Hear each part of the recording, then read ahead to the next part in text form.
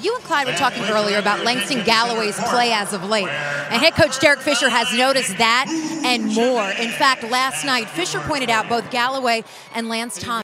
And since coming to the Knicks, they have completely changed the culture surrounding the team. Earlier you mentioned Rutgers quarterback Gary Nova as he was honored on Senior Day.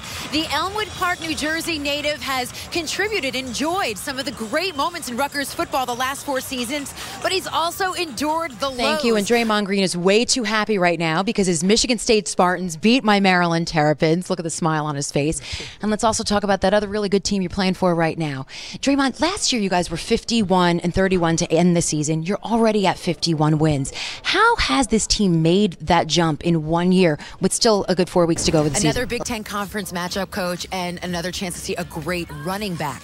Tevin Coleman, how do you slow him? All right, Mike, thank you. Carmelo, you haven't been feeling well. You could barely talk a shoot around. How do you explain the way you came out in the first quarter? Coach, the last names of your players have been on their jerseys in previous games.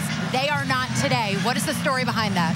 Just pay respect to our history and our traditions and all the players that have come before us. It means a lot to this university, so symbolically we wanted to do that today for homecoming.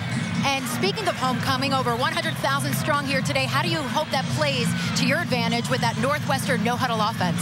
Well, we're hoping that we make it very difficult for them to communicate. Our fans are always awesome, and I know they'll be great today. Coach Franklin, thank you. Thank you so much. Clay, the Knicks had a 5-point lead early in the second quarter, and then you guys unleashed 47 points. Just explain that quarter, how you were able to open it up.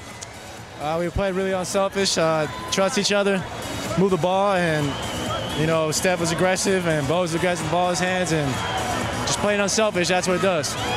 There's no secret what you and Steph Curry can do and how the both of you could score from 3, but how were you guys running plays to just get so many uncontested shots from three-point range? We just weren't settling. We were always trying to get a good shot great shot down the floor, and it was just got to give credit to everybody on the floor out there. We were all playing unselfish and trying to move the ball as much as possible, and just getting a good flow that way. You know, when the ball is hot and it's moving, it's much easier rhythm to shoot the ball. 52 wins, 17 games to go. Are there any areas you guys want to improve upon before hitting the playoffs? Keep our turnovers down. And if we do that, we'll be all right. We'll be really successful. Did you get Steph anything interesting for his birthday? Not yet. Let's check in downstairs with Tina.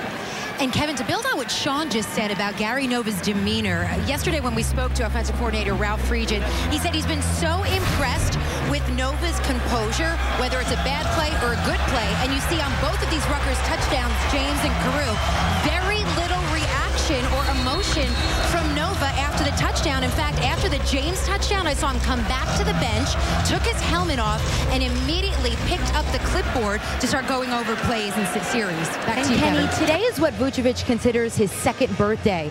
It is the 9th anniversary of a horrible train crash, a derailment, the worst train crash in Montenegro history that Vucevic survived. He was 15 years old and traveling with his youth basketball team.